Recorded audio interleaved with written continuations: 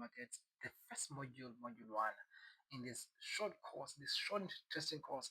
I think the last time we discussed what we're going to be doing, we're going to get to how much interesting this course. I think yesterday we dealt with that a lot.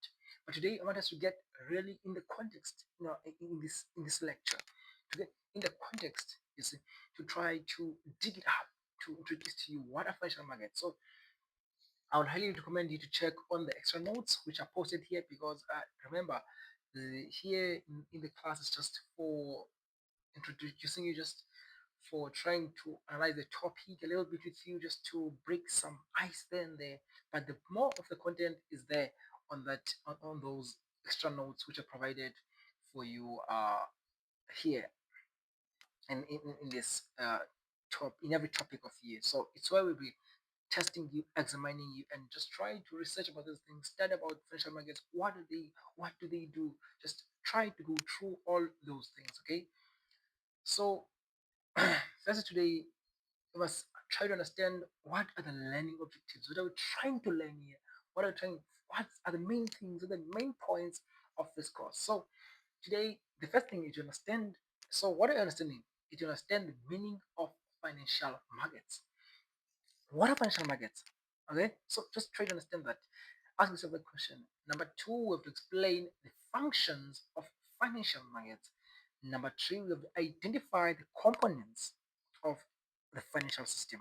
Then understand the financial system designs. Oh, most interesting part, which is I think this part you have to just do some extra reading.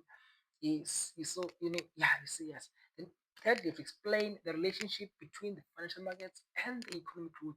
What is the relationship between those two? Yes, that's why I say I suggest that you go through the prescribed textbook and through the prescribed notes for this main course. So today, just ask yourself, why am I here? Why am I studying this course? What am I going to study in this course? Because it's an important thing when it comes to day today. So without wasting your time, let's just continue. So what are financial markets? So generally, we know that money flows from surplus sector to deficit sector. That means a person having excess money lends it to those who need money to fulfill their requirements. For example, if you want to start a business, you have to meet someone with some extra funds who will find you, and that person cannot find you without having some extra funds. Okay. So similarly, in business sector, the surplus money flows from the investors or lenders to the businessmen for the purpose of production or sale of goods or services. You want to start your own business? Go. You go to the bank, they lend you because they have excess money to lend you. Or you go to people who are rich, they will lend you money.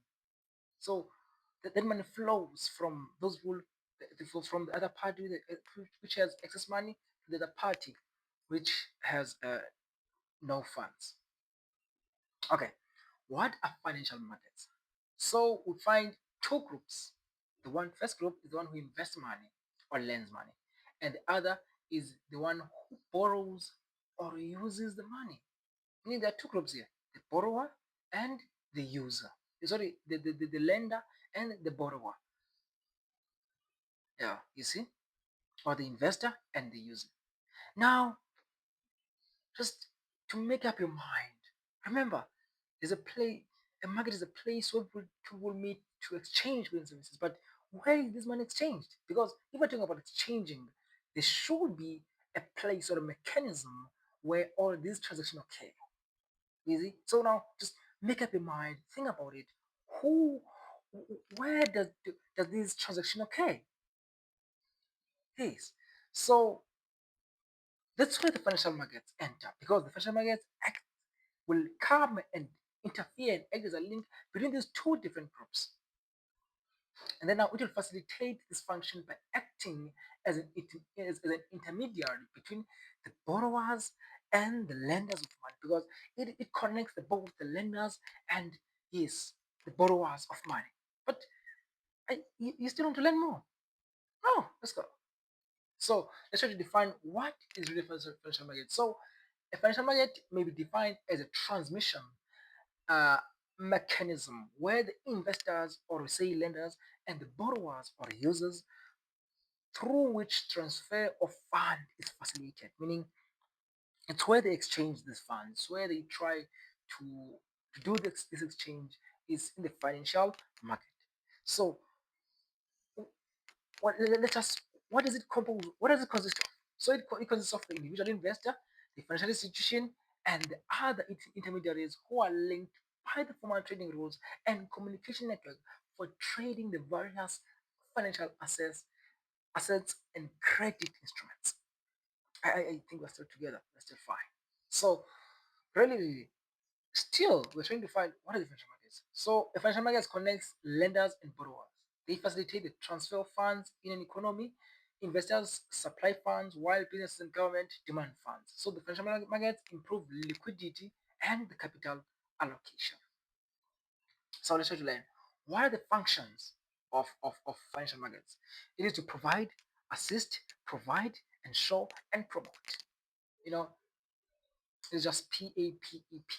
PAPEP. They will provide interaction between borrowers and lenders, assist in price discovery, provide liquidity to investors, ensure low transaction costs, and promote secure financial transactions. So it's just those. If you just cram those, yeah, just in for examples, it's because in your final test or final exam, they will be there. They'll be there. Obvious, all of them will be there in different ways, in different ways. So you find them there. So let's try to find the financial system component, which is the FSC. The components of financial system are financial markets, financial institutions and intermediaries, financial regulators, financial instruments such as stocks and bonds. So these are the main components of the financial system.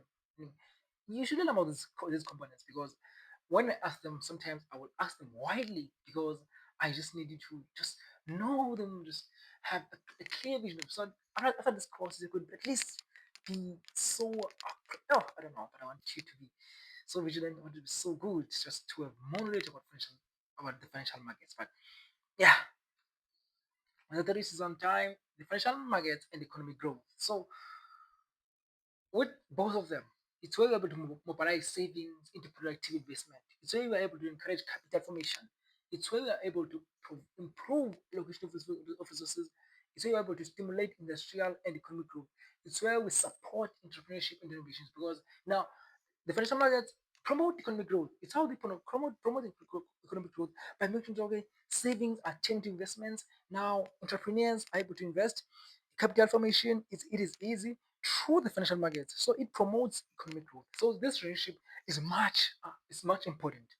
If I were doing if we're doing this course physically, the question will be just for 20 marks. You say just to explain this, but now since we're doing this, so it's a multiple choice question of this. So we have the bank-based and the market-based system. We have two systems here.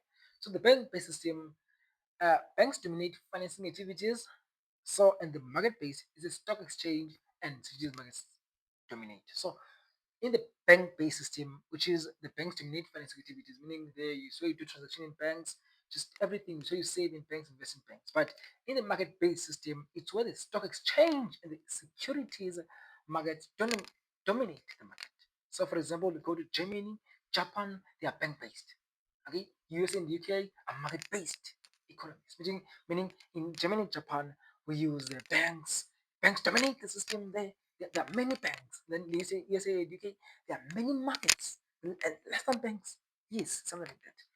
So just for this time, the key terms were liquidity, financial assets, investors, borrowers, capital formation, and financial intermediaries.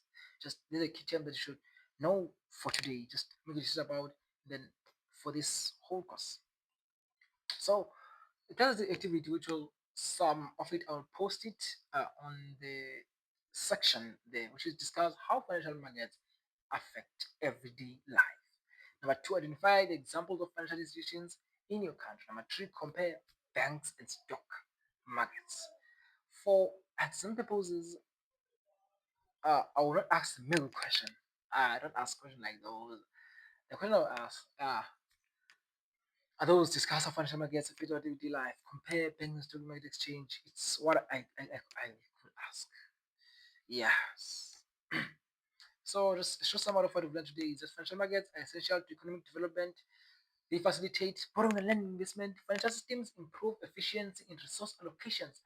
Different economies use different financial system structures, meaning it's either bank or market based. All of that just in today's class that we've learned. So thank you for attending today's class. I hope you will learn more about financial markets. I would like just to thank you.